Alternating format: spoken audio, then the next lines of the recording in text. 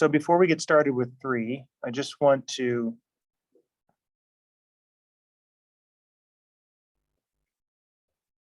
cover one little thing in 2, because I promised I was going to do for illustration purposes. I was going to do a pH, right? And so if you recall, we mentioned that the pH was the negative log of your hydrogen ion concentration.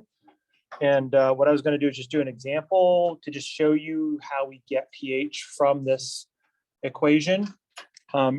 Generally speaking, honestly, if you see a problem like this, it's easier to do in your calculator. Just type in the concentration number and hit your log function and then hit plus minus. And that's it. All right, so it's just a couple of keystrokes in your calculator, and that's fine. But I just wanted to show you sort of like proof it out, just so that you see where these numbers come from, because sometimes it can seem like a little magical to see that you just come up with these nice round numbers. So here's what I want to do. Let's take a look at a hydrogen ion concentration that is like water, right? 10 to the minus 7 molar, right? So that's your concentration. So according to our calculation, that should be the negative log of 10 to the minus 7, right? Now, this is, at this point, we deploy a couple of rules of logs, okay? And if you recall in algebra, you kind of went through the different rules of logs, hopefully.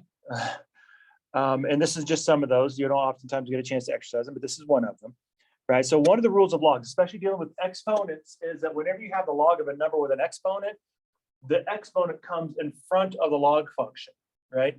In this case, -7 is our exponent. So what this would look like is it would look like a -7, right? And then, of course, you have your negative log of 10.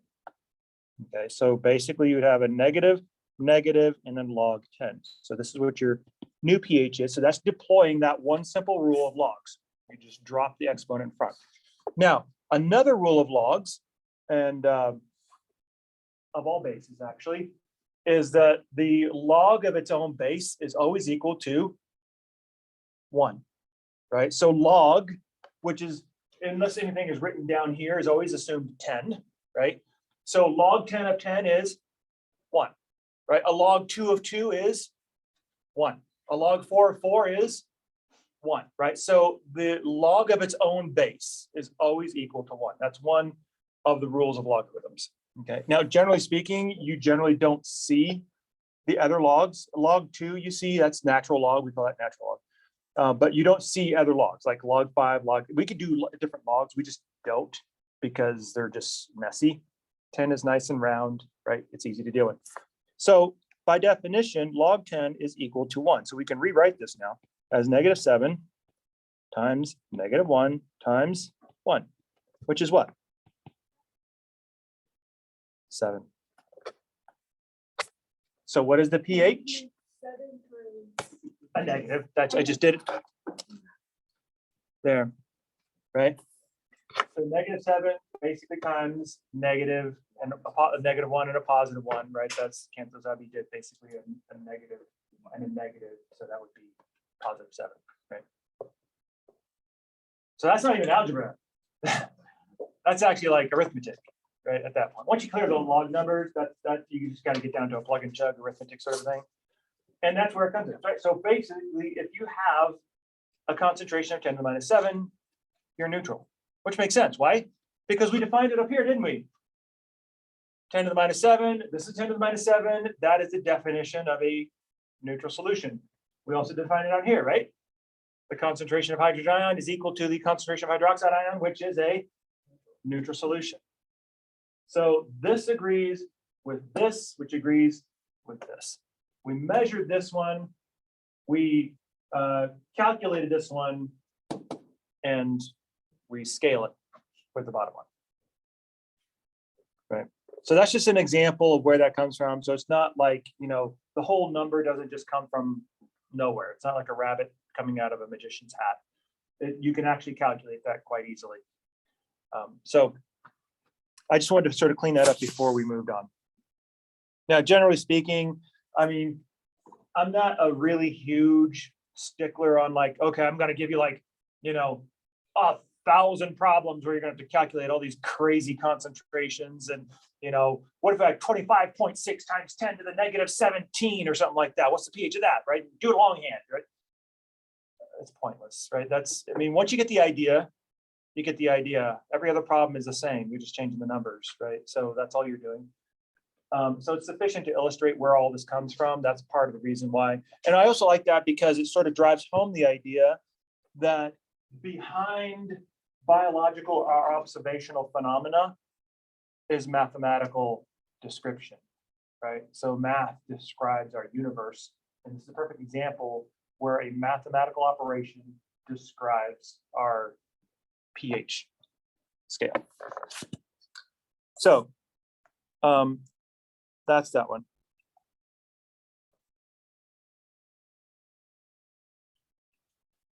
Nothing like a good math problem to start the day off, right? Get your guys' heads hurting early. Yeah. That way it's like just all good from here, right? Maybe. You're like, I'll be the judge of that one. You guys say as you cross your finger. We'll just see about that.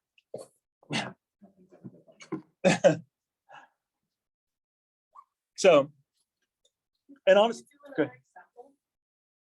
Well, basically any other whole number ratio would be basically the same. I just change the number. So I tend not to try to do like, you know, an exponent of like 8.6 or something like that, some fractional exponent, because it just gets unnecessarily difficult.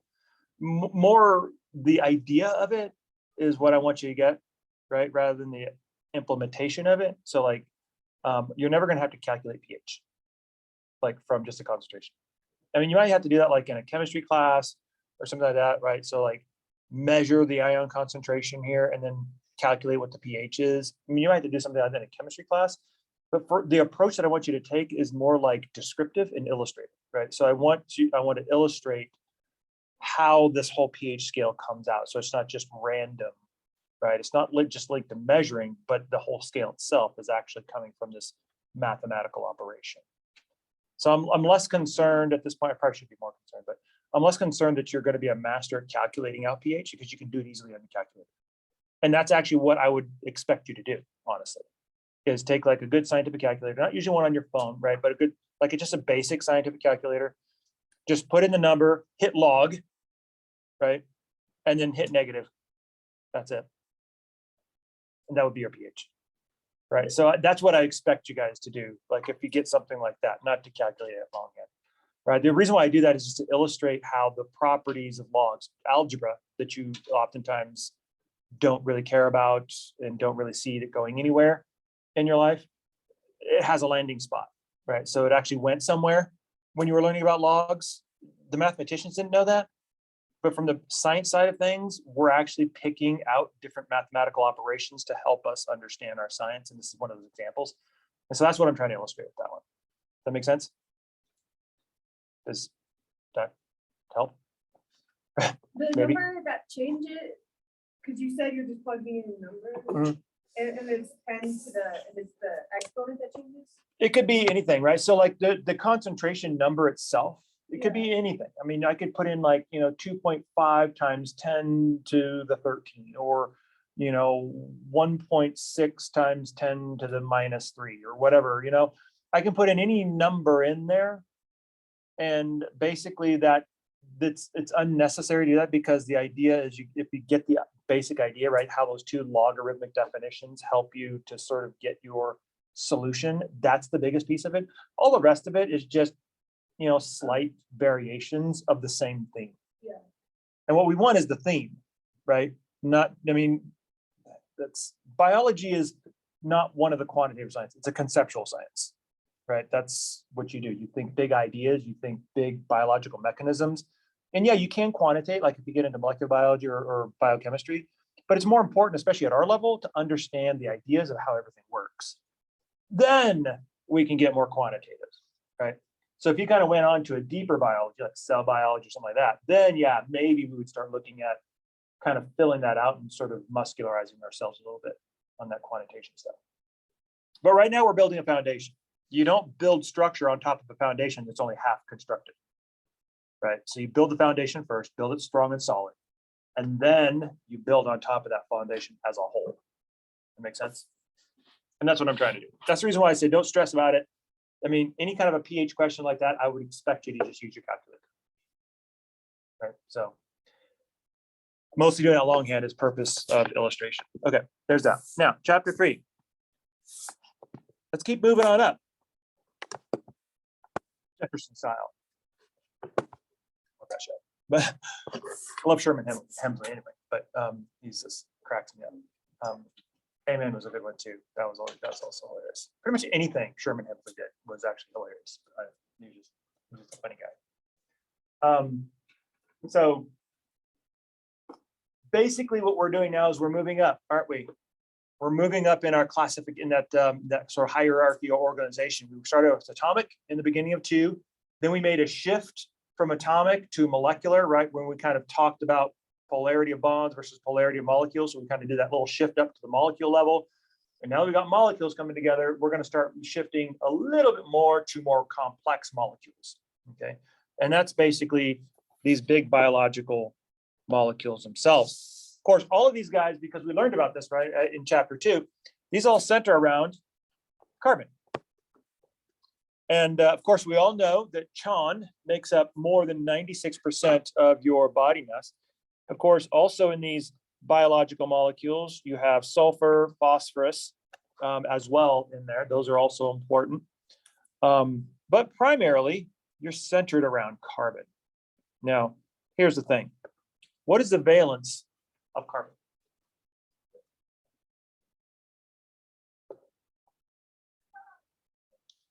Four, right?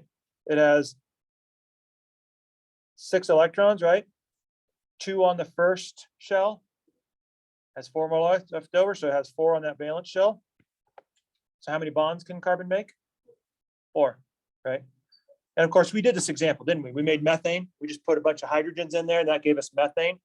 Well, I'm going to go ahead and redo methane because I want to. So that's your basic carbon with 4 hydrogens. That's fairly simple, right? Well, here's the thing. Does it have to be hydrogen?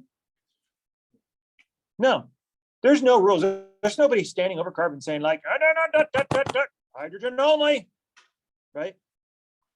Carbon can go with whoever it wants, right? That's what makes different molecules. For instance, if carbon hangs with oxygen, what do we get? Yeah, what is that? Yep. In this case, it has 2 double bonds with oxygen. Why? Because oxygen has to make 2 bonds, right? And carbon has 4, so you can do 1 bond, right? And then you can do another with the oxygen, and he does the 2 others with the other oxygen. So carbon dioxide is a double bonded molecule all the way around. So it can be with whoever he wants. But the reason why I want to hang on methane a little bit is because I want to sort of add a couple of things here. What happens though if carbon hangs out with another carbon? Well, what if we do one of these bonds with another carbon? Then each carbon still has 3 more to deal with, right? Fill that one up with hydrogens, and then what do you have? You have something that we call ethane. Hey, what? That's a nifty trick. Why don't we do that again? Why don't we add another one? See what happens. So there's 3 carbons in a chain. Fill that up with hydrogens. What do we call that one?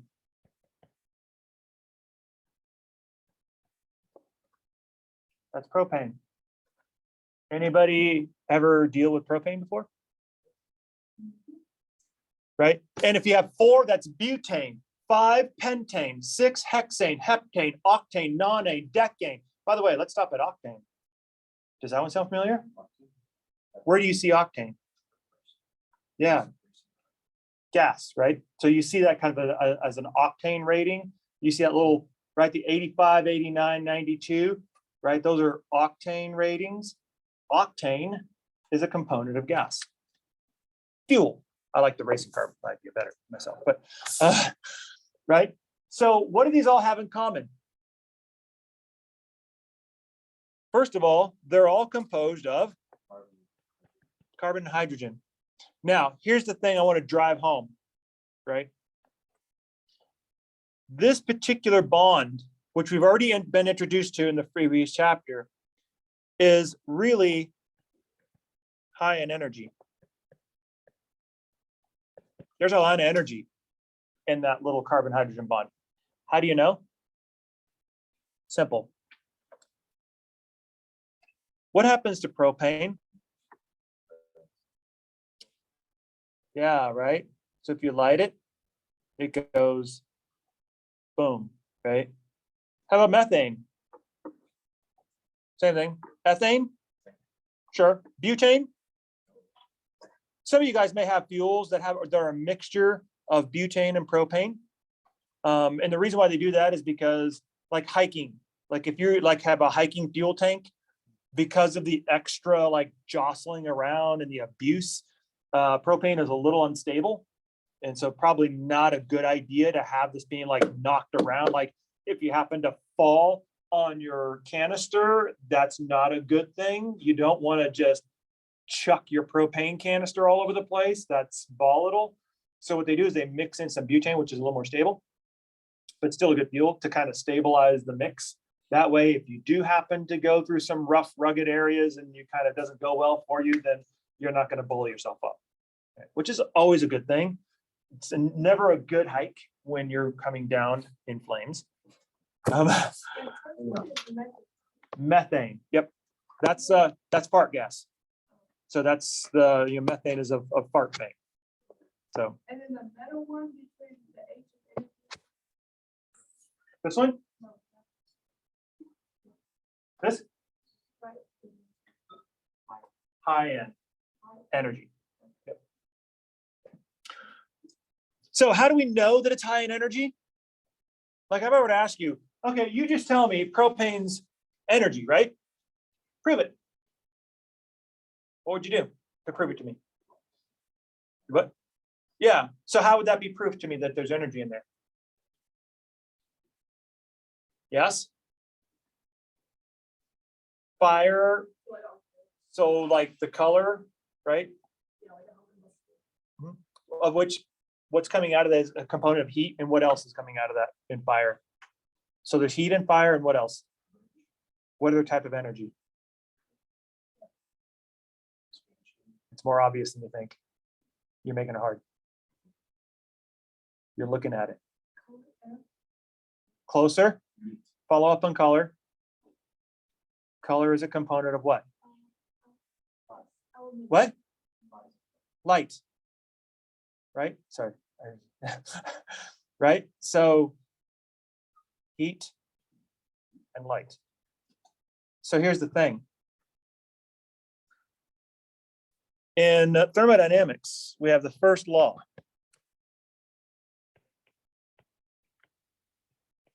Of thermodynamics. This is one of those universal ones, by the way. Right? The whole universe obeys this one. What is the first law of thermodynamics? You know what that one is? Not matter, but energy, right? Matter is the chemistry version of it, the law of conservation of mass.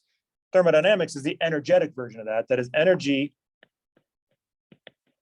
is neither created nor destroyed. It only transforms. What does that tell me? That tells me if I want to know how much energy is in a bottle of propane, combust it, right? And then measure it. The amount of heat coming off of that, plus the amount of light coming off of that, and whatever other energy sources are coming off of that, should all equal the exact amount of energy that is held inside bonds. So when you take a look at a combustible reaction, think about how hot it is, how bright it is, how scary it is, right? That is the energy that was pent up and stored in the chemical bonds of that molecule. Think about how big some of these explosions could get. Think about how much energy they're putting out. That's pretty cool in itself, right? But then really trip your mind out and think, wait a minute, that energy was all crammed into those chemical bonds. So literally these chemical bonds sometimes are like bombs waiting to go off, which is really cool, right? Because we get energy for it. To cook, or to warm ourselves with, or to do whatever we need to do with it, right? Make sense? Now, think of it even better. Let's go back to nuclear just for a second and we'll stop, right? Think about it this way. If you want to understand how much energy is in a nucleus, watch a video of a mushroom cloud. Watch a video of an atomic bomb going off. And just let that sort of soak in for a second. Just the overwhelming power that's in that bomb. That it can vaporize huge chunks of a city and essentially level the rest. Usually uranium or plutonium. It's usually plutonium usually, right? Or uranium, either one. You can do a pretty nasty bomb with, right? But that, where's that energy coming from? It's coming from what is stored inside the nucleus of the atom. Well, usually it's critical mass. So there's a group of them, but like, just to give you an idea, the explosion that caused Hiroshima and Nagasaki basically had a critical mass that was about maybe that big. And what you did was you hold them apart, and as soon as they come together, then they detonate. Right? So what the idea of critical mass, and it's a term we use in society, but most people don't really know what it means. What critical mass means is like when you're a radioactive element, there is a mass at which your instability becomes so great that you just catastrophically just come undone. It's kind of like that critical point at which an avalanche turns from a peaceful slope to now all of a sudden, here it comes, the whole side of the mountain's coming down on you, right? There's that little moment right there where it just becomes too much. And for nuclear material, that's called critical mass. So it's that mass at which you become so unstable that you just essentially detonate, and then you basically make it right for yourself. Okay, that's what's happening. Now, what we do in bombs is we do subcritical masses. So there's masses that are not explosive, but they're radioactive still. And we separate them. And when they come together, they will achieve critical mass, and then they'll explode, they'll detonate. And so the idea there is there's a mechanism typically in a nuclear bomb where once it drops, those two critical masses will be allowed to come together. And when they come together, you get the big cloud. And so it's of the energy that's in atoms of roughly a critical mass about that big, that's causing the entire devastation of Nagasaki or Hiroshima. And those are fairly small bombs. Those were actually really small bombs compared to what we have now, which is scary. But that's just kind of blows you away, just how much power is in the atom. Okay. And if it doesn't scare you a little bit, then you're not a human being. It should scare you a lot, actually. And taking nuclear physics was fun, but man, was it scary. It was like one of those classes where you kind of like come out thinking, we're all screwed. We're just all absolutely screwed. And we have no clue, right? We're just happy in our ignorance, but we are absolutely screwed. It was a depressing and fascinating and scary, and it was everything, a lot of mixed emotions in that class. You ever had a chance to take something like that too? Good. So this is basically just in carbon-hydrogen bonds, right? So there's a ton of energy in there. And here's the thing though, these bonds we can actually do something with, right? Because we can build molecules that are made of these carbon-hydrogen bonds. And if you see a molecule with lots of carbon-hydrogen bonds, typically you're talking about a pretty energetic bond. And also in general, a molecule that's rich in carbon-hydrogen bonds is also typically nonpolar. So as a result, if you see, like, for some reason or another, like in a book or something like that, like a molecule and you're not sure what it is, but you look at it and be like, wow, there's a lot of carbon-hydrogen bonds in that thing. You may not know what it is, but you can probably classify it pretty safely. You're probably like, yeah, you know what? Carbon-hydrogen bonds, that's probably nonpolar. Lots of carbon-hydrogen bonds, that's got a lot of energy in that molecule, right? So that's going to be a keeper. That's going to be one you want to hang on to, right, and drive your energetically. Now, the other thing we can do with this is play around with it. This is kind of what I love about it, right? So we want to do this, first of all, obviously, because we want fuel. So it's a good thing to have propane, especially when summer hits, right? Because you can do most of your feeding off the grill for the most part. It's for all you grilling fans out there. Right, but it's kind of boring though, isn't it?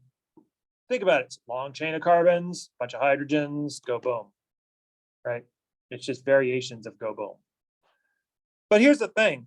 When you take a look at a carbon molecule like this, remember, because of its tetrahedral orientation, remember that tetrahedral orientation? Typically, when you get a chain of carbons together, normally what will happen is they kind of form this kind of zigzag shape because of that. Like this.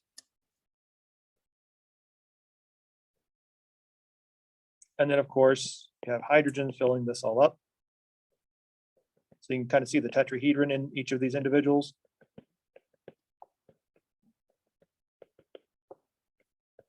Another reason why I stop to draw that little tetrahedron on that one slide, right, is because you can see the tetrahedron there, can't you? And because of that tetrahedron shape, it kind of gives carbon chains a zigzag look to it. And so oftentimes what will happen is you'll see me abbreviate this carbon chain by just drawing a zigzag line. For each point of the zigzag is a carbon. There's a carbon, carbon, carbon, carbon, carbon, carbon, carbon, carbon, carbon. And unless otherwise told, it's assumed that there's hydrogens around it. Okay. That's all well and good. But a carbon chain is a carbon chain is a carbon chain. Lots of energy, wonderful. You can light it on fire, it can go combust, that's great. But we want more. We want more function, right? So how do you make it more functional? Well, you basically add what's called functional groups. Now think about this for a second. And I'm gonna go like, Christmas holiday season thing, just because Christmas has the tree and all that sort of stuff. But think about a carbon chain, which we call the backbone, as like a Christmas tree, right? Just a basic tree.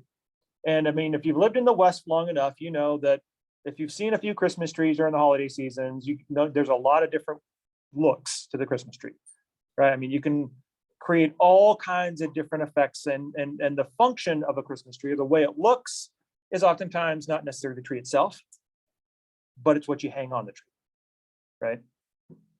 And so you can have all kinds of different, I mean, technically speaking, it doesn't have to be Christmas. I mean, it could be a Hanukkah tree. I mean, it could be a Kwanzaa tree. It could be a Valentine's Day tree. I mean, right, it doesn't really matter because the tree is just holding stuff, right? It's what's on it that sort of brings out the character. So if you take a look at this, think of the chain as like a Christmas tree, just a tree like any other tree. So how do you give this thing personality or function in this particular case? Ornaments. And the different types of ornaments you hang on it are going to give this tree a specific type of personality. And it's going to be able to message out a specific message. Okay. So like, for instance, in dual faith families, for instance, where, you have both Jewish and Christian culture in the family, a lot of times you do kind of like a Hanukkah Christmas celebration thing, both of them. You do a Hanukkah tree, right? Or, whatever. And so there's like a lot of like a fusion kind of a thing, right? So I see that a lot in some of my friends, who have both cultures in the family. And so it's the idea is like what you hang on it. So here's the question. If you want this backbone to do something specific and unique, then what exactly is it that you're going to hang on to make it do this? That's where we get to our functional groups. Really tiny, but we're going to go through each one. So remember, these are like the ornaments on the tree, giving your molecule function. Now let's take a look at it. Start off first of all at the top. The first one we're going to start off with is the hydroxyl group. Now, a functional group is to be understood as a group. So this is a team job here, right? So like, for instance, when you take a look at the hydroxyl group, what you see is an OH. That's not an oxygen and hydrogen. It's a package deal. You think of them as an OH group, right? So this goes together as a unit, as a full functional unit.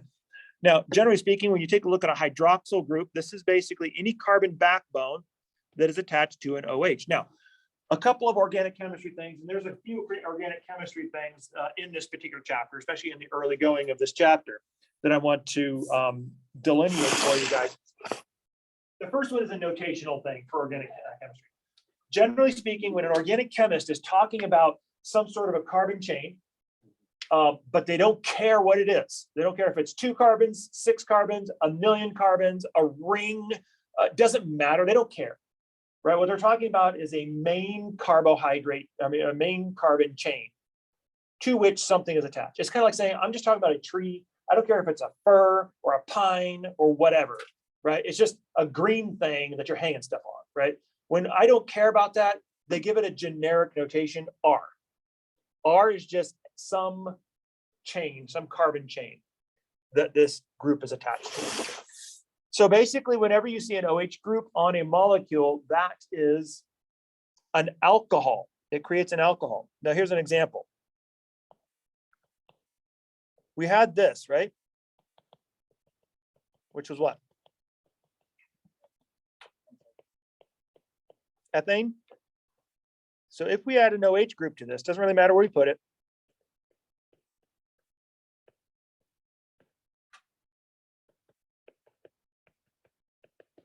Then what have we created? Ethanol. Typically, you can always tell an alcohol, that is a hydroxyl group on there, by its suffix. That's usually true for all of these. And all, like methanol, is wood alcohol. That's the one that makes you go blind, right? Propanol, isopropyl alcohol. How many of you guys have that? That's basically rubbing alcohol, right? Isopropanol is actually its official term, right? So if you see all, that's an alcohol, okay? So think about this for a second. Ethane. Can you drink ethane? Not unless you want to die, right? So here's a combustible hydrocarbon that then converts into ethanol. Can you drink ethanol? Really? Stopping you. What is ethanol? If I told you guys, go give me some ethanol and come back with it. Not rubbing, close though. Nope, that's acetone. Yeah. Has anybody ever drank a beer? Okay, done. Ethanol is drinking alcohol.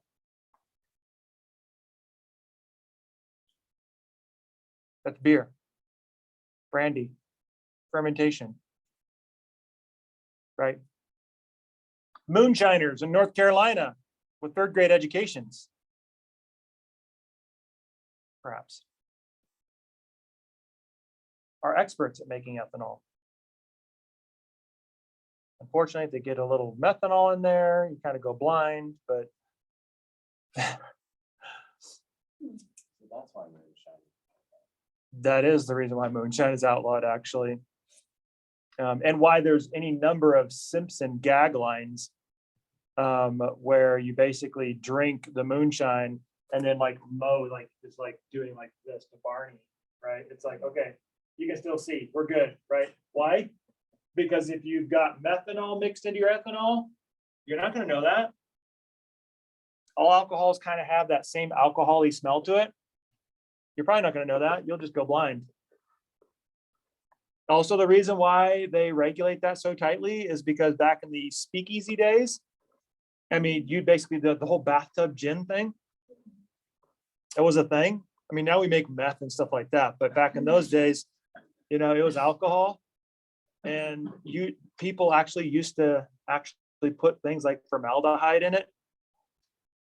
And things that they used to like, I mean, this is the same thing. They did the same thing back then with alcohol under the prohibition that they do now with drugs, where they would just cut in something. And so you think you're getting one thing, but you've got something else cut in there and you're not quite sure and you don't know it until it's too late. Right. So they do the same thing now. It's just a different medium. So yeah, this is ethanol. So you can drink it. And we do, actually. My guess is you guys probably do a lot of methanol treatment after the exam next week. Drink those neurons away, right? Or drink yourself back into, which I always thought was kind of crazy, right? I mean, because you always think about the classic line, it's like you get all depressed and down and you go into the bar and you start drinking. I'm like, it's a depressant. Yeah. I mean, it's kind of like, you know, you're sort of hovering around the toilet bowl and then you start drinking alcohol. So you just dive right in there. I mean, it's like, anyway, was there a question? Or I saw. Okay. Okay, let's keep going. Next one, carbonyl. So the carbonyl is typified by having a carbon double bonded to oxygen. Now I'm not going to write the R groups here because there are two different types of carbonyls that I want to make sure we understand well. There are two forms of this. One is what's referred to as a ketone. And this is a situation where your carbon chain will come into this carbon double bonded oxygen and the carbon chain will exit. So it's like somewhere in the middle of the carbon chain, right? You have this double bond in there. That's called a ketone. The reverse of that is an aldehyde. So we have your carbon chain coming into the carbon double bond and it terminates into a hydrogen, like a period at the end of a sentence. If it's at the end of a molecule, it is an aldehyde. If it's in the middle of the carbon chain, it's a ketone. Now, why do I care about this one? Because of, which one was it? This guy right here? Was it him? No, not that one. Was it the red one? I think they took it away from me because these are all the non-smelly ones. They're like more expensive. Stepping on them again. Right. So they took them all away. Darn that. Right. But you got to have that really floral smell to it. Right. Acetone is a ketone. Acetone has that really kind of floral smell to it. Right. Ketones oftentimes will have that very florally smell to it. As a matter of fact, when you smell one of those unscented markers or those scented markers, they have that kind of acetone effect to them. Right. You think of it's like, oh, it kind of smells like acetone. That's because they are both ketones. How do you know that? Because of the O-N-E suffix. So a ketone is something own. So like propanone is a ketone with a carbon, your double bond and a carbon on the outside. So that's propanone. Why? 3 carbons in the chain, right? That's propane with a double bond in the middle. You have an R group coming in. You have an R group coming out. That's propanone. So anytime you hear "one" on the end, that is a ketone. Now, an aldehyde is a little bit different. Like here's an aldehyde. This is an aldehyde right here. So you can see how you terminate in the hydrogen. This is acetaldehyde. But what happens if I just shift this over here? What would I get? So in this case, my carbon in the middle has hydrogens. And now this terminal is the one that has. So what would that one be? This would be propan-al. The suffix here is al, A-L. So you can see shifting a molecule from a ketone form to an aldehyde form can be actually quite simple. simply just shift your carbon double bonded oxygen over one. Okay. Now, why do we care about this one? Because different sugars will have a ketone form and some will have an aldehyde form. Okay. The other reason why I make a big deal about this one is because oftentimes in biology, ketones and aldehydes are responsible for fragrances. Okay, so the smells of biology are oftentimes either ketone or aldehyde or both based. Here's a good example from organic chemistry. One of my favorite labs from organic chemistry. We were doing a synthesis, which you do in organic chemistry. So you do synthesis, and most of the time when you do a synthesis in organic chemistry, you don't know what you get, right? You add some colorless reactant over here, some colorless reactant here. You cook it all up in your little round bottom flask. It looks very kind of maniacal. It's really fun, a lot of fun. If you ever want to do like the whole mad scientist thing, I mean, organic chemistry is it. I mean, you got all the glassware going on. I mean, that's a lot of fun. The problem is this, though. You know, you kind of get through here, you kind of get to the end of your process, and the synthesis process can take many, many steps, and you hope that all of them go right, because if any one of them goes wrong, everything's disaster, and you don't know where it went wrong, right? So you kind of, all of a sudden you collect something. It's like, I got something. But the problem is, most of the time you don't know what it is. Because it's clear, it's got, you know, right? You just don't drink it, right? You have to go blind.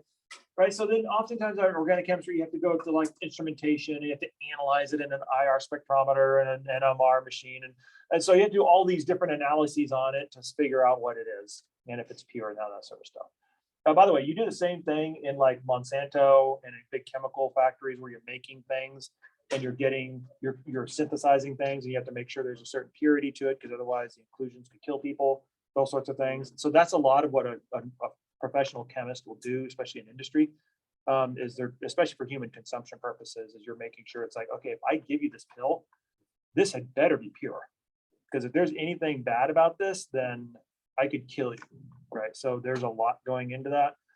But this particular lab was awesome because you didn't have to do any analysis at all, because what you were synthesizing was cinnamaldehyde, which smelled like what?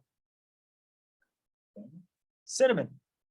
It was an aldehyde that smells like cinnamon, cinnamaldehyde. And then another one, which is a ketone, which was unpronounceable, but we affectionately called it banana oil, which smelled like bananas, the smell of bananas. And it was such a wonderful lab because you didn't have to do a single thing. The second you got it, you knew it because you could smell it everywhere. The whole room smelled like cinnamon and then bananas. So if you're into aromatherapy, it was like heaven. It was like, this is the way it ought to be all the time. But the point was made very clear. The scent of bananas and cinnamon are ketones and aldehydes. And that has biological function to it, right? Why? Because for us, the smell of bananas is attractive, yes? What do we want to do to something that smells like a banana? We're primates, just like any other primate. We're going after that thing, right? This smells really good. And there's a reason why basically the banana puree baby food is like head and shoulders the most popular of all the baby foods. I mean, yeah, you have all the other stuff, but no. I mean, at the end of the day, the one you put in the game to win the game, bananas, right? Notice everything else is mixed with bananas. It's like, oh yeah, we got bananas and peas, or bananas and carrots, or bananas and this and bananas and that. Why? Because from little, we love bananas and we eat it readily, and we mix everything into it when we're babies, because that's the only way we get these peas down our throat, right? But that's kind of the idea. So it's an attractant to us. So when it smells good to us, what do? We eat it. And then when we eat it, what are we doing for the banana tree? Oh, just for the seeds. Yeah, right? We consume the seeds, and the seeds are robust to our digestion. So then what do we end up doing? Yeah, pooping them out, right? So we wander around the jungle, so to speak. We take a dump somewhere. We got free fertilizer, and you got free localization. Banana tree, 1. Mammal, 0. You've been worked. You've totally been worked. The plants own us. We think we're smart. But yeah, the plants own us. They know us. They know how to work us. And we're just the dumb mammals that fall right into their little traps. And the great thing is, the thing I love about it is they don't even have a central nervous system. Wow, how humbling is that one? Super smart primates, right? Even our most genius physicist of the last 100 years was not smarter than a plant. Ouch. That's humbling. Okay, Antonio, was that a hand going up? For that second example of the carbohydrate, the one that's on the slide. Aldehyde? Yep, if you put another oxygen, like double bond, is that still considered a carbohydrate? Because it ended with the oxygen carbon? Like if you put it over here? Yeah, I'd say that. Yeah, I put one there. Yeah. So typically that would be like, that would probably be like a dialdehyde. Yeah, it'd be like a dialdehyde. Like if you have something that's really long, like a long chain, and you got a couple of these in there, then sometimes you'll hear like, you know, dione. That means you have two different ketone groups in there. But then usually what you'll do is you have a numbering system. We'll talk about numbering the carbons in organic chemistry, so you know that where each one is. It's not just dione randomly placed. It's like there's one on 1 and there's one on 7 dione, right? So you kind of have that. There's a really huge nomenclature thing in organic chemistry to help us understand and describe the molecule that we're looking at. Make sense? So those are important as carbonyls for both carbohydrates and also for the smell goods. Now, let's go ahead and modify the carbonyl into a more specific version called the carboxyl. So you have a carbon chain coming in, you have a double bonded oxygen to carbon, but now you have an OH group. So this is the carboxylic acid.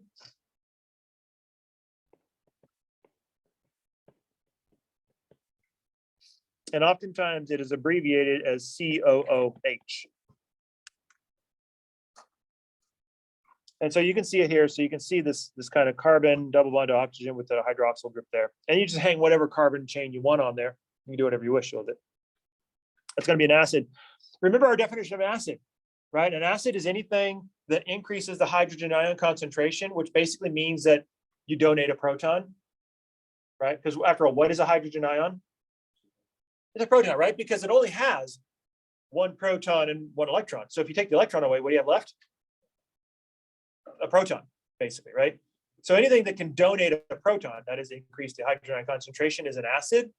And so in this particular case, what is the hydrogen ion that it donates? It's this little guy right here, this one right there on that end. That's the one that gets donated. The OH. And so basically what this does, it kind of goes back and forth between two different forms. Its basic form, right, where it's given off the hydrogen, versus its acidic form where it's hanging on to it. Okay. And it has the ability to kind of toggle back and forth between those two states, depending on whether or not it's releasing it or hanging on to it. Okay. Just like any other reversible dissociation reaction. Okay. Now, I want to foil this against the next group, which is the amino group.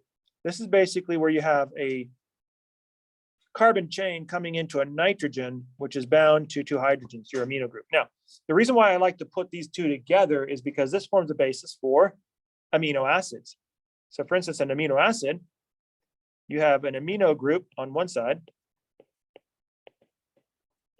Then you have a central carbon, which has a hydrogen, and then one of those other things is what's referred to as a side chain. That's an R group that we're going to put in there. But that side chain is more about amino acids. So there's 20 different choices here for amino acids, the different amino acids. And then this is connected to your carboxylic acid, and this is the acid component. So really, this is the three pieces of an amino acid. On one side, it's got an amino functional group, and the other side, it's got the acid functional group, and in the middle, that central carbon, that alpha carbon, is the one that determines one amino acid from the other. Otherwise, this backbone is the same for all amino acids. Now, if you've got a big old methyl group there, then it's alanine. If you got a hydrogen there, it's glycine. right? If your R group equals a hydrogen, it's glycine. In this case, they actually added this CH3 group, which makes it an alanine. And there's different things you can add on there that'll basically make it different amino acids. Can you repeat what that acid? That is an amino acid, like what you eat, just like basic amino acids. So you can see that basically what happens is you've got this foundational backbone, right? On one side, you've got your amino group, your functional group. On the other side, you got your acid group. That's where we get the term amino acid. In the middle, it's sandwiched is what's called the alpha carbon or the central carbon. And that's the one that makes you distinguish from one amino acid to the other, okay?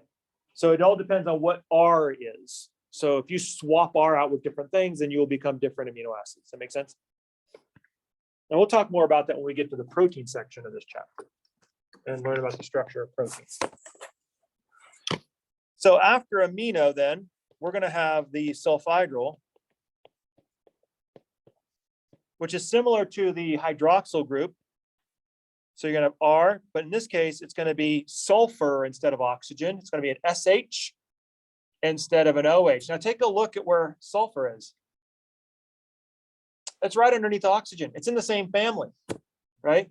So as you go down a row, these individuals have similar chemistries. Think of them as siblings in the same family. They look a lot alike, although they're not identical, right? So that allows us to be able to predict chemical behavior of everybody going vertically down. So for instance, oxygen and sulfur have very similar chemical characteristics. In this case, then, what we have is sulfhydryl. This is what's referred to as a thiol. So when you have an SH group like this, it's referred to as a thiol. Like you might have thiosuccinate or something like that. So anytime you hear that term thio or thiol, it means there's an SH group there, a sulfur group. Now, what does this mean for the purposes of chemistry? Well, for the purpose of chemistry, one of our amino acids has a side chain that has this SH group in it. So you can see you've got your carbon bound to an SH group. But notice the backbone here. There's your amino, central carbon, carboxylic acid. So there's your backbone. And then hanging out here is this SH group. Now, why is this important? Because typically when you have these thiol groups out there between these two cysteines, so here's I'm just going to write cysteine here and cysteine here. These two sulfurs can form a covalent crosslink.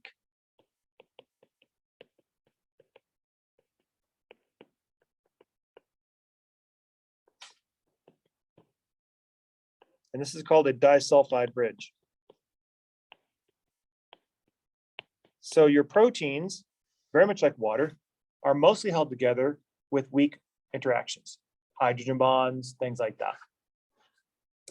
This is the one case where you can cross-link proteins as it's folding up with covalent bonds. This stabilizes proteins and keeps proteins from unraveling.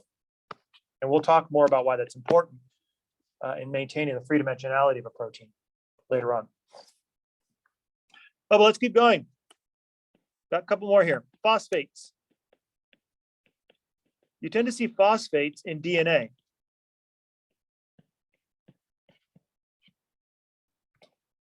That's where you see those. So you have an R group coming in.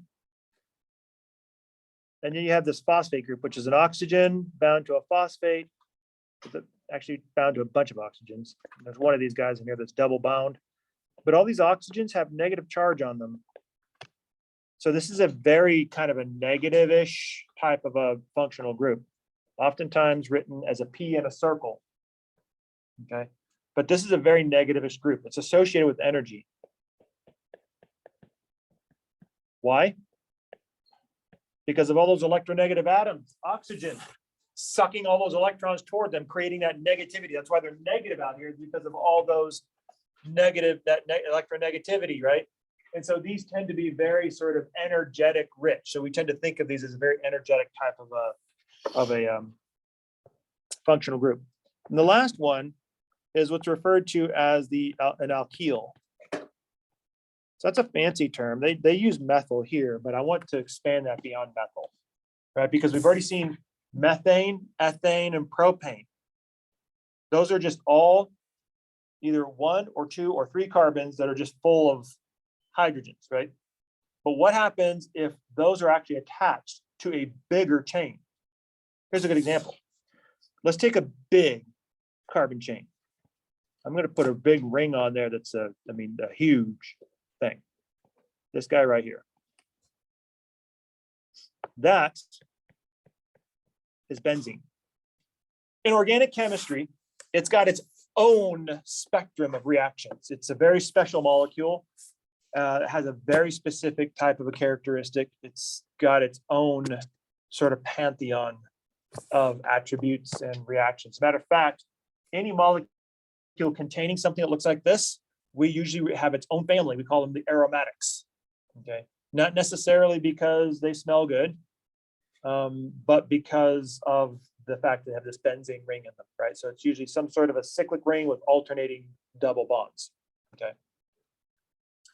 So this guy is really big, but what if we put like one of these smaller little hydrocarbons like methane or propane or something like that on to this, stick it on there.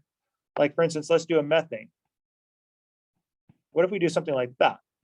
Well, this group then becomes methyl.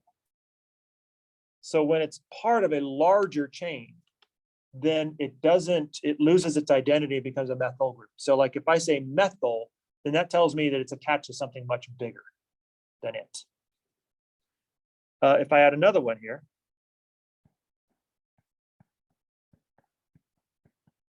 what's that?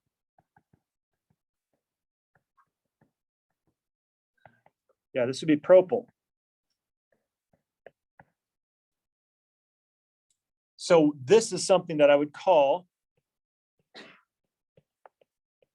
methylpropylbenzene. Notice the root is the big carbon chain, and then the ornaments come before it. If there's positional information there, then I put the position. 1-methyl-6-propylbenzene, right? Because we've all heard those, right? Have you ever looked at like the active ingredients in like bug spray or something like that? And you see these crazy things like 1,1,4,2 tetraethylene, methylene, niacin, whatever. Well, what they're saying, those numbers are the functional groups, where they're placed. They're placed on the number 1 carbon. There's 2 of them on the number 1 carbon, and then there's a couple of them on other carbons, and then they're all attached to this big backbone. So that's what that big long word is trying to tell you. Okay. But the reason why this is important is because benzene has its own characteristics, but we can modify the behavior of benzene by adding these other groups on it. And so sometimes we will see that. So generically, we call them alkyl groups. Specifically, we just basically take their name and put YL on the end of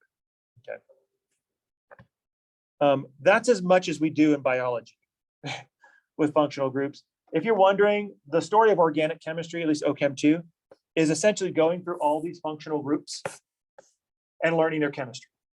So there's an entire spectrum of chemical reactions that hydroxyls go through, and you learn those in organic chemistry. There's an entire spectrum of carbonyl chemistry that they go through that you learn in organic chemistry. Benzene has its own chapter in organic chemistry. There's others as well that we haven't talked about, but in OChem 2, that's where you're essentially going through the chemistry of the functional groups and the different things that you can do with them. A lot of fun. Loved organic chemistry. You're like, good for you.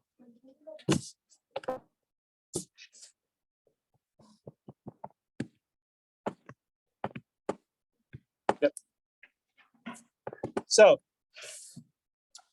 we're going to do a couple of more just kind of light definitional sorts of things of organic chemistry, right? Because after all, you're probably wondering, well, wait a minute, I thought this was a biology class. How come we're learning about organic chemistry? Very simple, because you're made out of what? Well, yeah, that, but specifically, most of what you are is what? Yeah, and the most of that 96.3%, that's mostly made up of first slide, right? Carbon. So organic chemistry, if you're wondering, is the chemistry of carbon containing molecules, which is the reason why we're kind of taking and cherry picking through some organic chemistry so that we can sort of define some of these parameters that we're going to see displayed in our larger molecules. Okay. One of those ideas is the concept of isomers. So when you take a look at isomers, this is a situation where you have a molecule which has the same molecular or empirical formula, but they are not the same thing. Here's a good example. C6H12O6. What is that?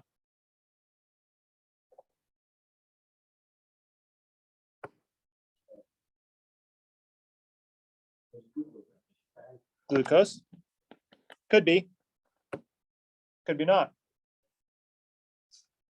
This could also be what? Not sucrose. Close though. Getting closer. This could also be fructose. It could also be galactose. All three of those are isomers of each other. All three of them are C6H12O6. That's a definition of isomers. They just differ not in their molecular formula or the number of atoms they have, but in their arrangements. Make sense? So we have two different types of isomers. One of these to glucose is what's called a structural isomer. The other one is a stereoisomer. So a structural isomer is a difference in the actual physical structural arrangement of the atoms. The stereoisomer is basically its three-dimensional presentation in space.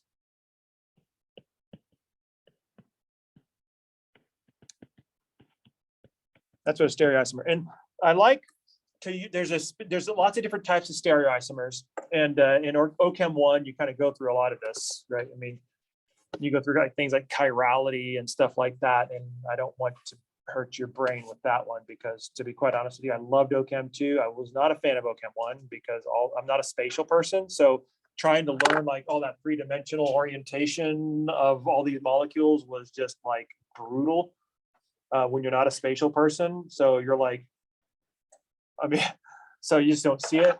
It's like those little three-dimensional pictures, right? That just look like nothing until you like drink enough, and then it just kind of comes out at you. But it's like, if you're not, yeah, that's what it's like. So I like to focus on a subset of stereoisomers called enantiomers. And enantiomers are perfect for us to understand. They're probably the easiest of the stereoisomers to understand because they're basically mirror images. They're like a right versus left hand. And we understand that pretty well, don't we? Right? All I have to do is this. There it is, enantiomers. If you have a molecule that looks the same way, that looks symmetrical, like it's looking at itself in a mirror, those are enantiomers. That's a type of stereoisomer. Not all stereoisomers are enantiomers, but all enantiomers are stereoisomers. That makes sense? You might want to rewind that one and hear that one again, right? So, right, not all stereoisomers are enantiomers. That's say mirror images, but all mirror images, enantiomers, are stereoisomers, right? So there's other types of stereoisomers that are not mirror image types. But these are the easiest ones to understand, at least to get that sense of that three-dimensionality in our head. So what this creates then is this kind of world where you have these basically right and left-handed molecules, which is crazy. But the thing is, in biology, we only see left-handed molecules. There are no right-handed molecules because we don't have the enzymes for them. Just like, it's like this. It's like, okay, here's your two enantiomers. Yes, your two mirror images. You got a right hand and a left hand. Now, normally speaking, you would have a right-handed glove and a left-handed glove, yes? But in our world, we only have left-handed gloves. So guess what? We only have left hands. What happens if you toss a right hand in there? Is your left-handed glove going to fit it? No. Yeah, but even then, it's still the same thing. It's still a problem, right? So here's the thing. You see this actually from time to time. Let's go to Vitamin Cottage / Natural Grocers and go troll around the amino acid section. And sometimes you'll see there a bottle and it says L-tyrosine or L-alanine or L-phenylalanine. You ever wonder what the L means?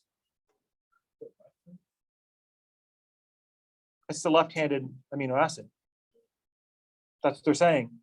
They're saying this is L, it stands for levorotatory.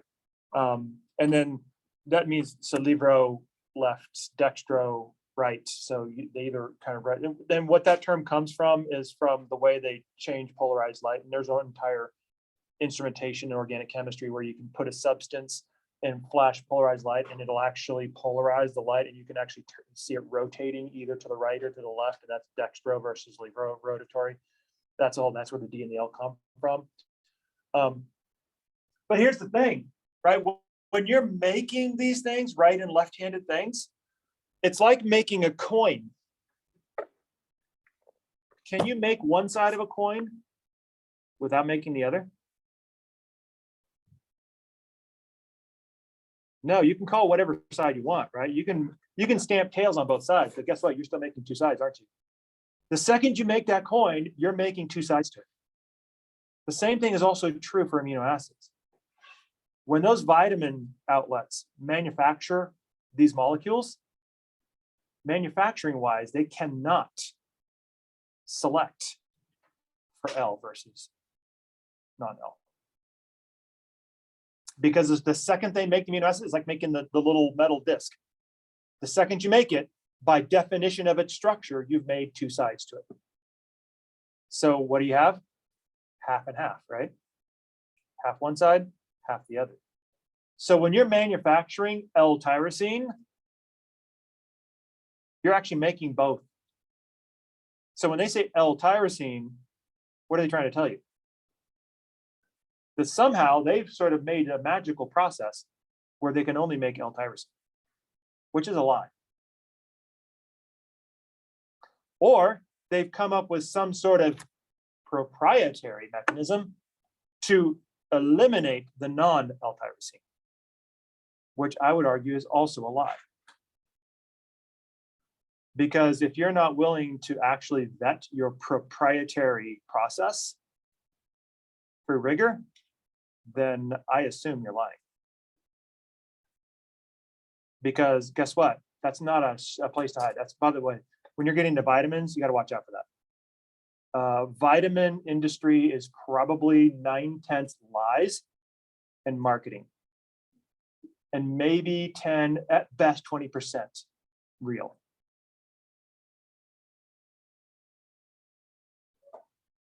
Oof, that's harsh, right? But yeah, when I look at that, I'm all like, I'm not convinced that you are actually smart enough to create a system where you can basically enrich for L-tyrosine. So you probably have both of them. Guess what that means? That means when you pay $60 a pill, you're actually giving them $30 for free. You just donated $30. How does that make you feel? Yeah, right? In nature, we only have L-amino acids. So here's your handedness, right? Right and left hand. So these are your enantiomers. You can see they're just basically mirror images of each other. When anchored at the proper axis, I mean, obviously I can make my right hand look like my left hand by doing this, right? But it's not, is it? Because you're looking at the backside of this one, the palm of this one, right? So the only way I can make this look right is by taking my thumb off and sticking it over here. Still wouldn't work, would it? Because my thumb would be near my pinky. My thumb is supposed to be near my index. So I'd have to rearrange all these fingers. I'd pull this one off and put it over here, pull this one off, put it over here, flip these guys around, put it over here. But guess what I've done at that point? I basically made an entirely new molecule or entirely new hand. So it's not really a mirror image anymore, is it? It's actually this now. So yeah, not possible. That's basically what mirror images are like. I like that one because it's visual for us and it's easier for us to understand what stereoisomers are like, especially for those of us who are not just naturally sort of spatial like types of folks who can like just see it in their head, that sort of thing. I was never that way. So like I spent most of my organic one just like doing this all the time, like trying to see exactly what this is supposed to look like. Okay, so let's take a look at the macromolecules then. So there's a little bit of organic chemistry. We've got a couple more ideas of organic chemistry that we ought to unpack as we go. We'll do that as we sort of move through the chapter. But when you take a look at pulling all these things together and building larger and larger and larger molecules, right? Because that's what the backbone gives you. You can add as many carbons as you want. You can make that chain as long as you want. You can curve that chain around and connect it into rings. You can fuse rings together and make all sorts of crazy stuff. I mean, there's anything is possible, right? Because all you're doing is satisfying each other's octet rule, and you don't really care about the structure. Not only that, but you can add any number of these functional groups to your chain, and you can make them do all sorts of wacky things. I mean, just the sky's the limit. So now that we're building stuff or we're getting clever with it, let's build ourselves up. Let's kind of fast forward and build ourselves up to what we ultimately ended up coming up with. All living organisms basically are composed of 4 major types of molecules. That's it. So just like I did before, right? When I just took you guys and I stripped you guys all down to your atoms, and I said, you're only going to see those 12, right? And then Chan is going to be 96, north of 96% of it. Well, now what I want to do is I want to strip you all down to your major macromolecules. And when you look at all your molecules in your body, you only have 4 types. You have carbohydrates, which we're going to talk about, lipids, proteins, and nucleic acids. That's it. Every organic molecule in your body can be classified into one of these 4 groups. That's it. That's what your body's made out of. And of course, all 4 of these groups are centered around carbon, right? Chan, and then Chan really boils down to carbon. Carbon and friends. That's what Chan should mean, right? Okay, so now what we want to do is we want to build these macromolecules. So the question is, how do we build them? We need a mechanism now, right, in order to build. We know what we want, and we know that there's features that we can get. But the question is, how do we do it? We need a mechanism in order to do this. Well, first of all, if you're looking at macromolecules, big things, you're looking at essentially what we refer to as a polymer. And essentially all a polymer is a large complex of monomers. Well, that's great. Talk about defining the definition with the definition, right? Okay, so what's a monomer, right? Well, a monomer, mono means one, mer means thing. So literally polymer means many things. Monomer means one thing. So this is a single subunit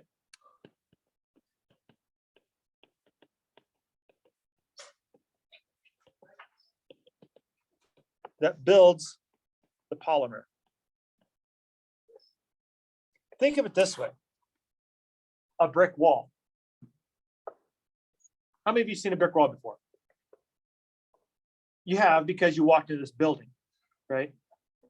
So a brick wall is a polymer made of, which is the monomer, right? Now notice, first of all, you have to start off with your materials. You have your monomer, your repeating units that you're able to stack together to create your polymer, which is many units put together. But when you're in the process, and I want to shrink it down, I want to build a big brick facade. I want to just, it's like a garden wall, like a retaining wall, something like that, something smaller, easier to manage that any of us could do because we've all played with blocks before, right? Now, what do you have? You have materials. You have a monomer. Okay, got it, right? You have a polymer, which is kind of like what the larger structure is. But now what you need is a mechanism to put it together. What is the mechanism for the brick wall? It's mortaring it together, right? So you have a procedure. You'll lay down the first layer, right? Slather some mortar on it, basically to glue the top layer onto that one, right? And maybe you stagger it to keep fracturing down. That's why you stagger bricks, by the way, is to keep them from fracturing like in straight lines down and cracking your wall in half. That's why you do that. Instead, they crack in a zigzag line, right? But you kind of do that one, and then what do? Another layer of mortar, right? Which then you stick the new bricks on there, and another layer of mortar, and you stick it on there. So you have a mechanism, don't you? You have a procedure. You have your materials, and now you have a mechanism of sticking this all together. Now imagine this. Imagine you wanted to take it all down. And some demolition crews do this quite handily, right? Let's say, you know what, I want to take out this brick wall, but I don't want to just bash and crash, right? I actually want to salvage some of these bricks. So then what do? You cut through the mortar, right? And you basically kind of chisel out the mortar and you sort of liberate or release the brick, and you clean the brick up. So there now is the reverse of what you just did. There's a mechanism to go the opposite direction, to take down your brick wall. You've got a mechanism and you've got tools to help you break down the mortar so that you can liberate each of the bricks. So notice what I have in my analogy. Materials, monomers, and building a polymer. I've got a mechanism to put all the monomers together. I've got a mechanism to take them all apart. Guess what I can do with those bricks? I can put it back together again. And then I can take them apart. And now you're not a very good mason if that's what you're doing. That tells me that you don't know what you're doing with your wall. You probably need to think this one through before you do this again. But that's a thing. You could do that, right? I don't know about you guys, but I did that a lot before I finally landed on my floor type that I wanted. I think I put in about 3 or 4 different floors before I finally figured out what I wanted to do. But each one of those had a process to put in. And then what I do, I went through and I pull it out, right? But of course, you don't want to ruin your subfloor. So you have to kind of have a little bit of a process to get the old floor off so you're not damaging any other floor, so you can have substrate to actually move the other floor onto. And so you have this sort of reversibility. Did you catch that? The reversibility of it, the big bio buzzword, everything is reversible. You lay it all down, you tear it all apart. And what'd you do? You lay it all down again, you tear it all apart, you lay it all down again, you tear it all apart. Well, that mechanism is something you also need in building your macromolecules. So for you table people, this is yours. This is pretty much the rest of the chapter. That's pretty much what you're looking at there. But these are your 4, right? So we're going to talk about lots of carbohydrates. We're going to talk about the different types of carbohydrates. We're going to talk about proteins, nucleic acids, lipids. We're going to talk about all this stuff. And this is for you guys to sort of put it all in one place. Okay. This is just an organizational tool for you guys. But let's talk about, first of all, these mechanisms. We talked about the material, yes? Monomers, polymers. Now let's talk about the mechanisms. There's mechanisms to put it together, mechanisms to tear it apart. Let's take a look at them one by one. First of all, the mechanism to put it together. Dehydration synthesis is a reaction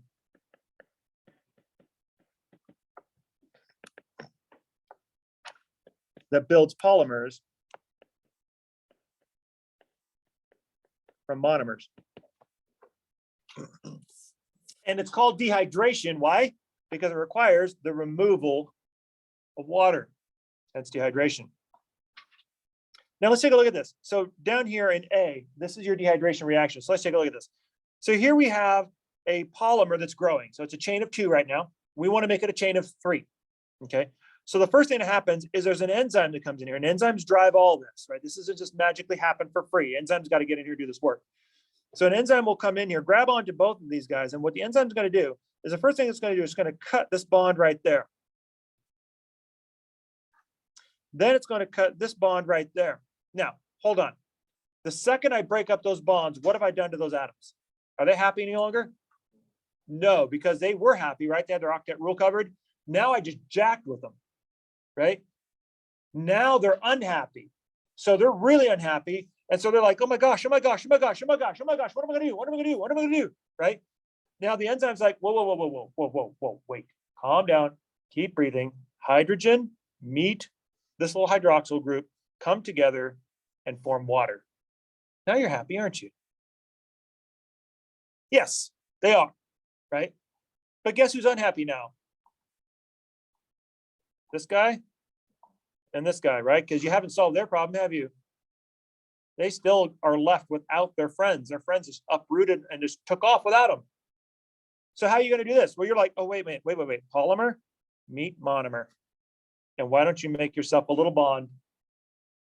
And then within that context, then you guys will be happy. Now what was 2 has become 3. Question. Now what happens if we want to add a 4th? Bring in another monomer. Same enzyme. Going to go in there, break those bonds, fuse the hydrogen and the hydroxyl together to form water, and then fuse together the monomer with the polymer. Now what was 3 became 4. And then 4 can become 5, and then 5, 6, and 6, 7, for as long as you want. As big as you want this chain. That's dehydration synthesis. So you have monomers that will go to polymers. Now, let's take a look at the flip side. Hydrolysis. Hydro means water. What does lysis mean? It means to cut. So hydrolysis means water cutting. So what's going to happen here? So here you're going to take polymers and you're going to break them down into monomers with the use of water. So in this case, you have a different enzyme who comes in here, takes your polymer. It's going to take some water. That water is going to basically, the enzyme is going to cut that bond. Again, unhappy now, right? So we just got our bond cut. It's also going to cut water's bond. That's unhappy. And then the enzyme is going to be like, whoa, whoa, whoa, whoa. I just made everybody upset. But wait. You meet hydrogen and form a bond. And now you're happy, right? You, new monomer, meet the hydroxyl group, the OH group. So now you form that bond. Now you're happy. But guess what? You don't have to form a bond between each other anymore. So what happened is what was two has become one. So you popped that one off. Notice what's happening here is you're going from a polymer to a monomer. So the forward reaction is dehydration. The reverse reaction is hydrolysis. Notice reversibility. What was done can be undone. Can you redo it? Sure, why not? Just go straight forward, come back. Forward, back, forward, back, forward, back, forward, back, forward, back, forward, back, forward, back, forward, back, forward, back, forward, back, forward, back, forward, back, forward, back, forward, back, forward, back, forward, back, forward, back, forward, back. For as long as you want. It all depends on, do you want the free monomer or do you want the polymer? You're either building polymers or you're building, or you're deconstructing them and making monomers. A lot of times students will be like, well, this one makes sense to me, right? Because if you have to build a molecule, it makes sense that you put them all together and you build them, right? That makes sense to me. This one doesn't, right? Because why would you want to take one of your molecules apart, right? Why would you want to take a protein apart? Why would you want to take DNA apart or something like that? Don't think of it in terms of that just yet. We'll get to that one in just a second. But think of this as more like some sort of a molecule, like maybe some sugar that you just drank or you just ate. Sugar has a lot of carbon hydrogen bonds in it, which means it has a lot of what? Energy, right? So you might want to actually burn some of that energy. So some of that starch that you just ate, you want to pop off in like little time release capsules. So for instance, if you've got a big, long polymeric sugar, then you can pop off little nibs or little monomers of this sugar and metabolize that for energy. Or you can use this monomer to go build some other molecule, right? There's different things that you can do with that. The idea is usually you do this one because this one's going somewhere. You got plans for this, whatever that may be. I need energy from this, or I need you to build something else that I need, okay? Like maybe an amino acid that I don't have a whole lot of because I don't have it in my diet. Right? That's a good example of something.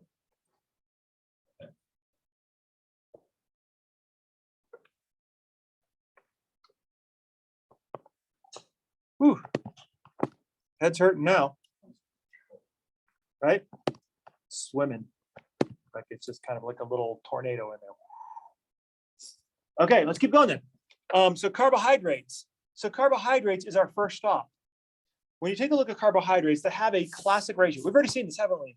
This kind of 1 to 2 to 1 ratio, right? Where did we see this? C6H12O6, right? 1 to 2 to 1. That's a common ratio, by the way, that you see across carbohydrates. It's not special to glucose.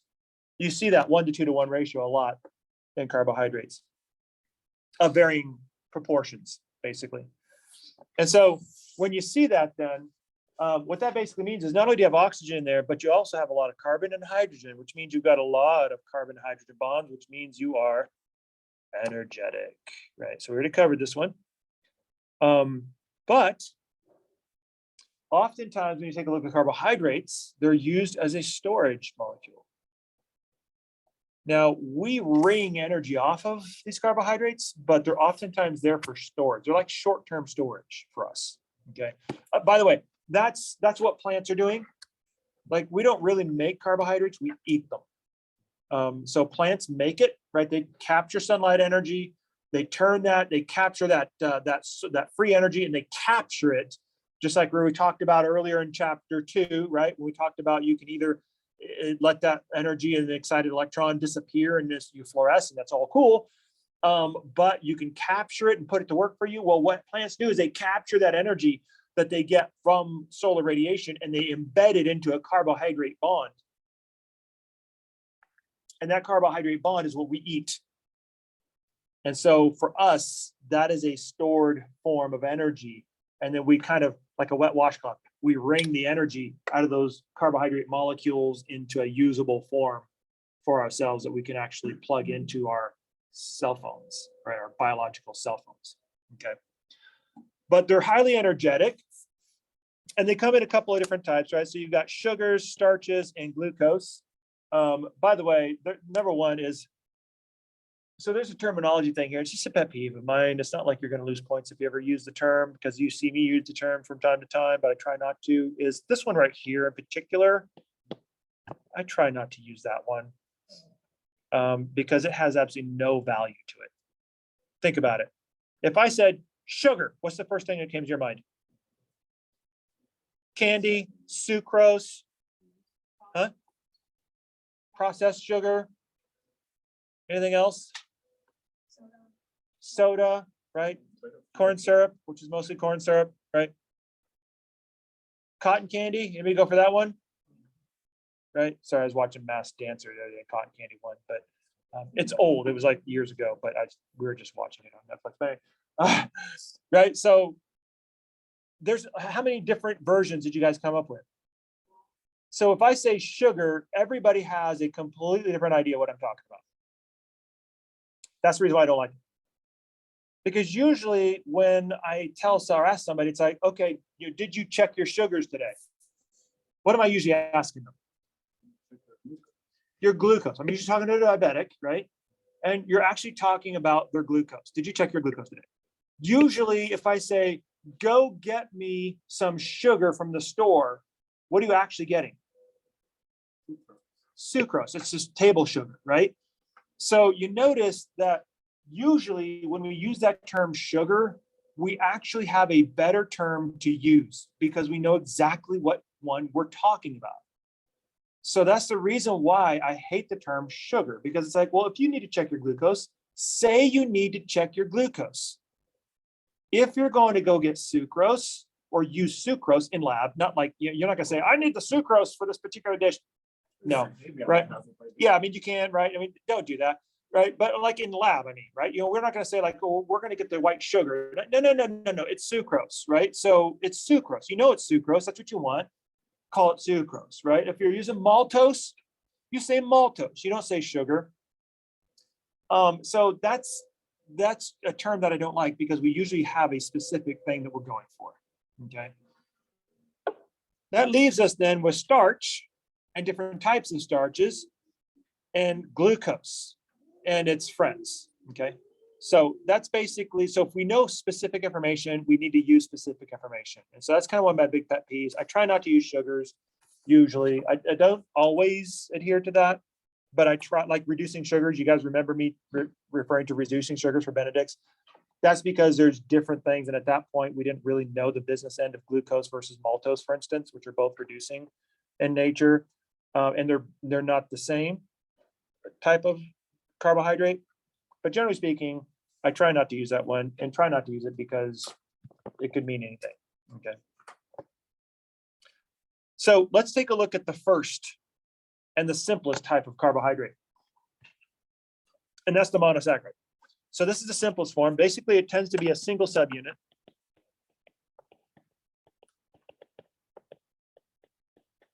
This is a single subunit monomer. And oftentimes the poster boy, which is glucose, that's what this guy is kind of the leader of these monosaccharides. So you see this one the most often in the monosaccharide. So you think about a brick wall. The reason why I like the brick wall is because if you're into sort of, landscaping and stuff like that, if you've gone to the business end of the masonry section of like a Home Depot or anywhere else, that not every brick is the same, right? There's different shapes of bricks, there's different styles of bricks, there's different colors of bricks, different textures of bricks. And so everything is a brick, but they're not all the same, right? Probably the biggest type of brick, the lion's share we think about, is the little red brick, right? The classic little red brick. That's the glucose of bricks, right? This is the one we think about the most, but it's not the only monosaccharide out there, just like the little red brick is not the only brick out there. However, you can see that it is a 6-carbon carbohydrate, which is oftentimes true for a lot of these 6-carbon carbohydrates. They kind of dominate the field a little bit. But this is also indicative not just of glucose, but also fructose, which is a structural isomer of glucose. And you'll actually see what I mean by that structural isomer. And then galactose is a stereoisomer of glucose. So these are your two isomers, right? We talked about those.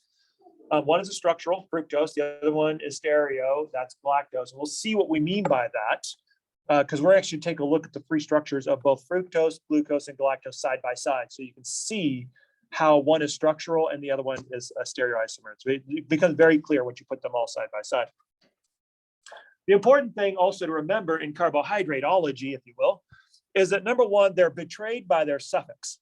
You always know you're dealing with a carbohydrate by the suffix ending "-ose. Cellulose, dextrose, mannose, right? They all have an OSE on them, right? You may not necessarily know what they are, but if they all end in OSE, some sort of a carbohydrate. Okay. Now, oftentimes, each of these individual carbohydrates have specific enzymes. So enzymes are specific for each one of these. So the enzyme, for instance, that will work on fructose can do nothing with glucose. The one that works on glucose can do nothing with galactose. Each single one has to have its own enzyme.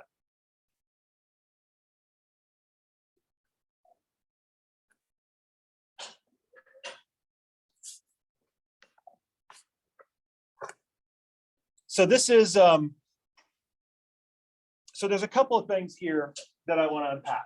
The most superficial is where I want to start, but then what I want to do is I want to put a pause in there, and I want to start on Monday with the deeper dive, because this is where we start getting into the numbering system that comes with organic chemistry. And I want to take a little bit of time to sort of unpack that so we understand what we're talking about.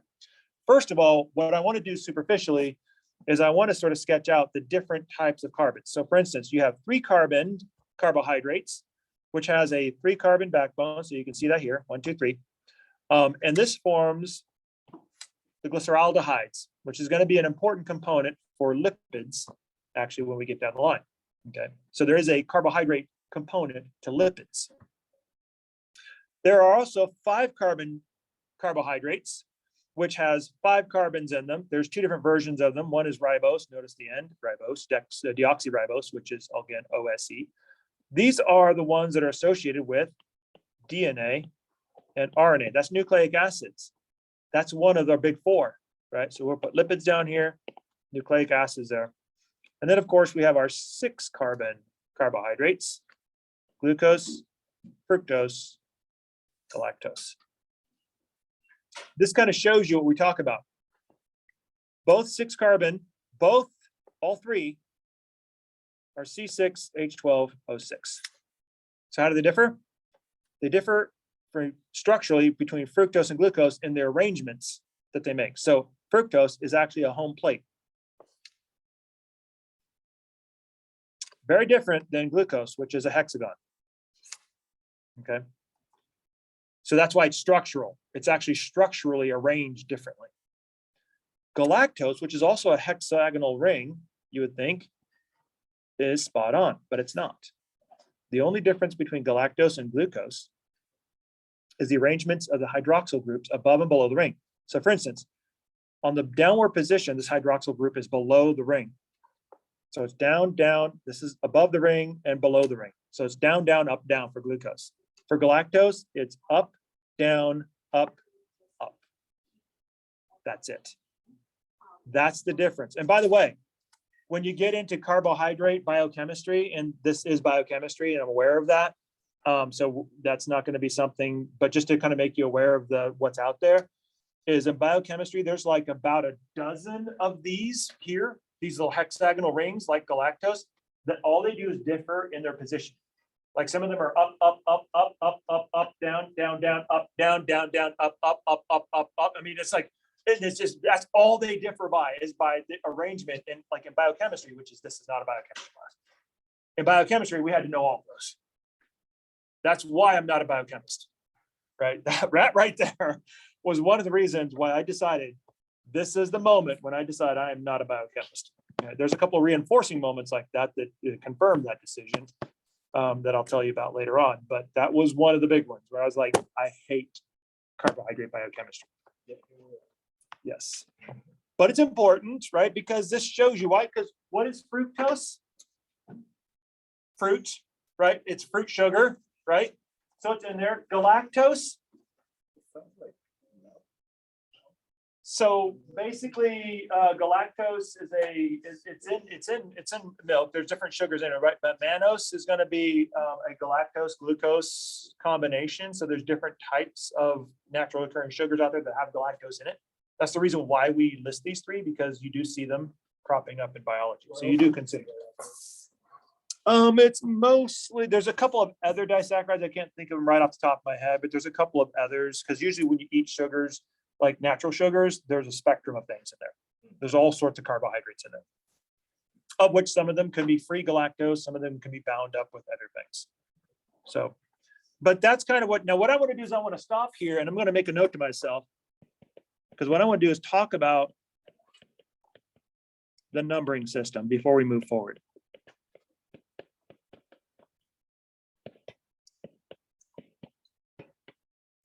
This is the only way I'm going to be able to keep track of where all you guys are in the classes, is if I write myself notes actually on the slides, because otherwise I have no hope whatsoever. Okay, so there's that. We'll talk